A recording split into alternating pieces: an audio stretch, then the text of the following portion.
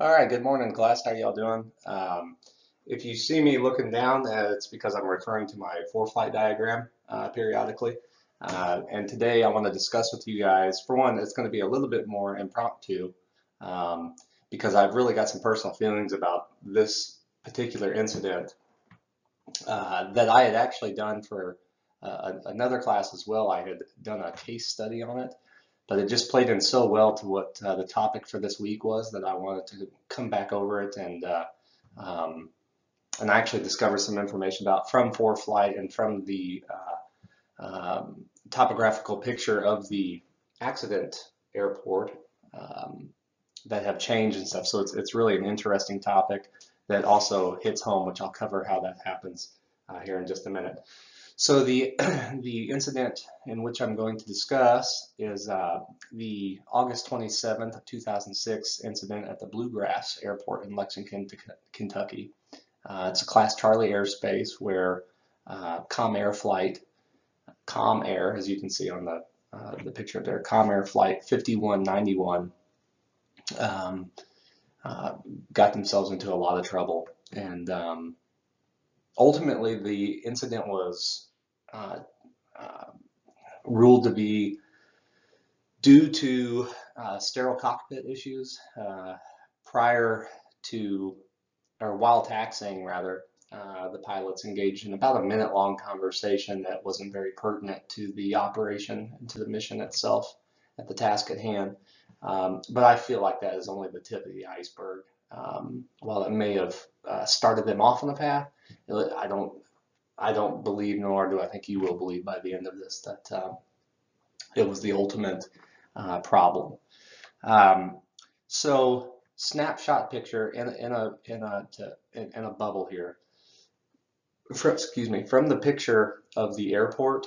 Um, this is the picture, the topographic picture of the Bluegrass Airport at the time that or shortly after the incident had occurred. And the runway in red is runway 27 now. At the time, it was 26. And the runway in blue is runway 22, still runway 22 from ForeFlight. And I encourage you to draw some context to this on if you're operating ForeFlight, pull up your ForeFlight diagram of KLEX, Kilo Lima Echo X-ray, and follow along with me here because this is a really interesting topic that boils down to such a simple yet overlooked item, standard operating procedure that I was taught very early on. I was very blessed to have been taught this very early on, and I incorporated it.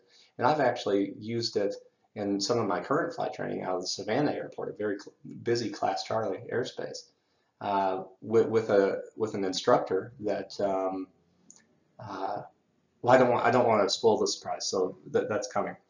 Anyways, Comair Flight 5191 is cleared for 26.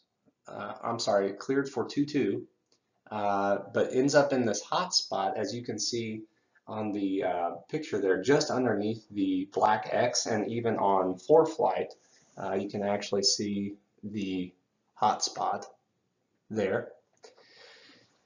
However, if you'll notice on ForeFlight, the difference between the runways now and then is that they have separated. What was 26 is now 27 and runway 22. So Comair flight is cleared for takeoff from 22 without stopping in their taxi clearance, without stopping for 26. So they're cleared to taxi. Um, they're not required to hold short. Just go ahead and taxi straight on to 22. It was a very unbusy time of the morning, about 6 o'clock in the morning. And instead of doing that, they ended up holding short of 26, running through their checklist, thinking that they had arrived, turning on to 26, putting in the throttle, and going. And ultimately, the airplane crashed just at the end of that red arrow. And out of the 50 people on board, only one survivor, the first officer. So to come full circle here, we do something in a run-up area. Most of us all do something in a run-up area, which is slave the floating compass to the directional gyro. And that's all well and fine to slave those two things together to make the airplane talk with, the DG talk with the floating compass.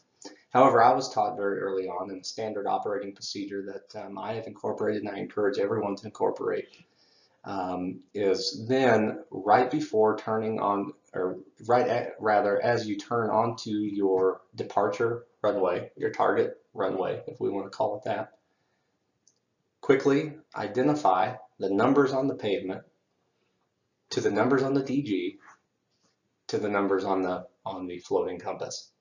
Had that one simple task, that one simple check had that have been done here, that would have changed the whole outcome of everything. 49 people would still be alive. In a nutshell, that's the extent of the